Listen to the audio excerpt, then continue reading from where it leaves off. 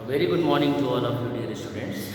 Today I have brought some more sentences that they are wrong and you have to correct them. Basically these sentences are based on non-finite verbs. They are gerund and infinitive. So in these sentences let's see where to use infinitive and where to use gerund. In the first sentence, he must avoid to smoke. In the second sentence, now stop to write. The third sentence, I do not know to swim. In the fourth sentence, I went for seeing my friend. In each sentences, there are some errors regarding infinitive or gerund you have to see. He must avoid, उसे avoid करना चाहिए. क्या avoid करना चाहिए? Smoke करना, मतलब cigarette पीना, उसको अवॉइड करना चाहिए, उसे दूर रहना चाहिए. तो देखिए अवॉइड जो वर्ब है उसके साथ में हमेशा वर्ब के जिरांड फॉर्म का यूज़ होता है, आईएनजी फॉर्म का यूज़ होता है, उसके साथ इन्फिनेटिव का यूज़ नहीं होता है. ये आपको याद रखना है. तो इसीलिए he must avoid to smoke नहीं होता है, ही मस्ट स्मोकिंग होना चाहिए. यहाँ पर टू स्मोक गलत है, तो यहाँ पर क्या होना चाहिए? स्मोकिंग होना चाहिए. तो ही मस्ट अवॉइड स्मोकिंग, उसे स्मोकिंग अवॉइड करना चाहिए. अब देखिए यहाँ पर नाउ स्टॉप टू राइट. अब अगर जैसे आप लिख रहे हैं एग्जामिनेशन हॉल में, टाइम ओवर हो गया है, तो जो इन्विजिलेटर होते हैं वो क्या बोलते हैं? Now stop. अब ये बोलते हैं ना, तो क्या ये सेंटेंस बोलते हैं? ये सेंटेंस नहीं बोलते हैं, कुछ और बोलते हैं.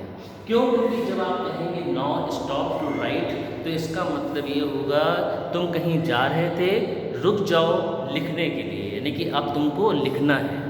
क्योंकि नाउ स्टॉप टू राइट का मतलब होता है रुको, क्या करने के लिए? लिखने के लिए. लेकिन यहाँ पर ये सेंस नहीं है. यहाँ पर आपसे कहा जा रहा है कि आप लिख रहे हैं, लिखना रोक दीजिए, उसको स्टॉप कर दीजिए. इसीलिए यहाँ पर टू राइट जो है वो रॉन्ग है. यहाँ पर इसकी जिरांड फॉर्म यूज होना चाहिए था. क्या होना चाहिए था? राइटिंग. नाउ स्टॉप राइटिंग, ये सही सेंटेंस है.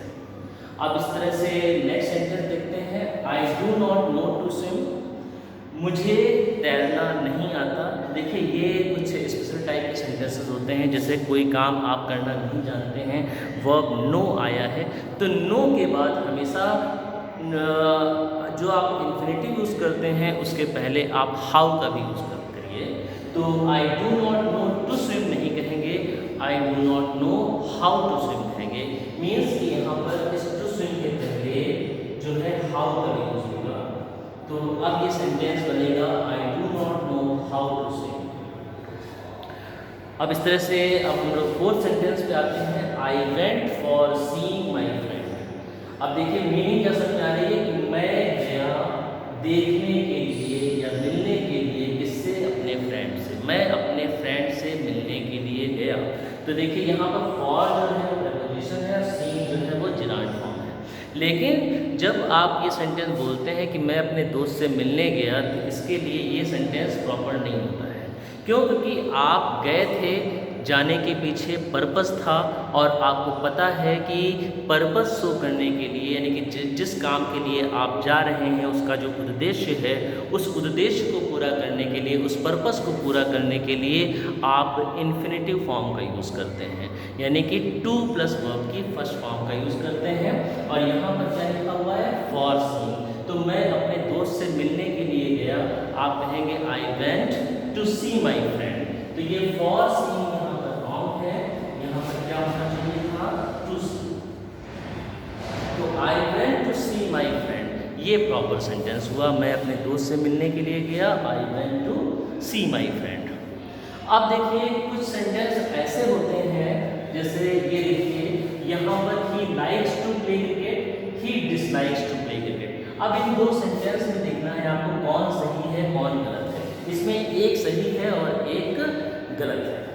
तो देखिए जब आप कहते हैं कि उसे क्रिकेट खेलना पसंद है, he likes to play cricket, ये बिल्कुल सही है. ही लाइक्स टू प्ले, मतलब लाइक्स के बाद में क्या आएगा, इन्फिनेटिव फॉर्म आएगी और ये सही है कि उसे क्रिकेट खेलना पसंद है, he likes to play cricket. लेकिन जब आप कहते हैं ही डिसलाइक्स, जब वर्ब चेंज हो गया, लाइक की जगह पर क्या हो गया, डिसलाइक हो गया, तब देखिए रूल जो है चेंज हो जाता है। क्यों? लाइक के साथ में इन्फिनेटिव आएगा लेकिन डिसलाइक के साथ इन्फिनेटिव जो है वो रॉन्ग है। क्यों? क्योंकि डिसलाइक के साथ में जो इन्फिनेटिव जो है वो रॉन्ग है, इसके साथ में क्या आना चाहिए, इसके साथ में जिरांड फॉर्म आना चाहिए। तो ही डिसलाइक्स टू प्ले क्रिकेट नहीं होता है, ही डिसलाइक्स प्लेइंग क्रिकेट होना चाहिए।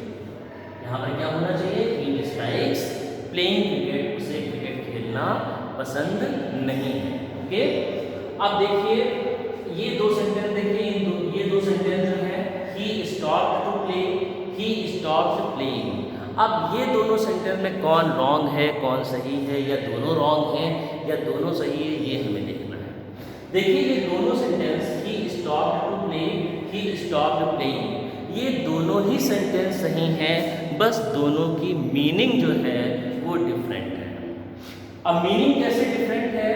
जब आप कहते हैं ही स्टॉप्ड टू प्ले, तो इसका मतलब ये हुआ कि वो रुका क्या करने के लिए, खेलने के लिए। जैसे सेंटेंस होता he stopped to play when he saw his friends playing on the ground, उसने देखा कि उसके दोस्त जो है ग्राउंड में खेल रहे हैं, वो कहीं और जा रहा था, मान लीजिए वो मार्केट जा रहा था या किसी और काम के लिए वो जा रहा था, वो रुक गया और ग्राउंड में चला गया क्या करने के लिए, खेलने के लिए। तब ऐसे सेंटेंस में ये सही है कि स्टॉप टू प्ले।